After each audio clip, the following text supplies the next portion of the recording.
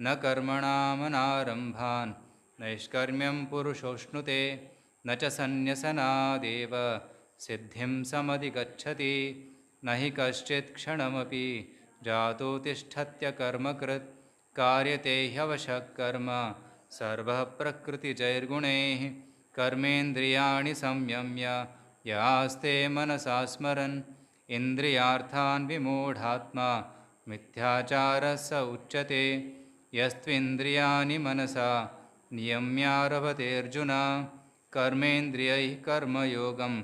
असक्तः स विशिष्यते नियतं कुरु कर्मत्वं कर्मज्यायो ह्यकर्मणः शरीरयात्रापि च ते न प्रसिद्ध्येद कर्मणः यज्ञार्थात् कर्मणोऽन्यत्र लोकोऽयं कर्मबन्धनः तदर्थं कर्म कौन्तेय मुक्तसङ्गः समाचर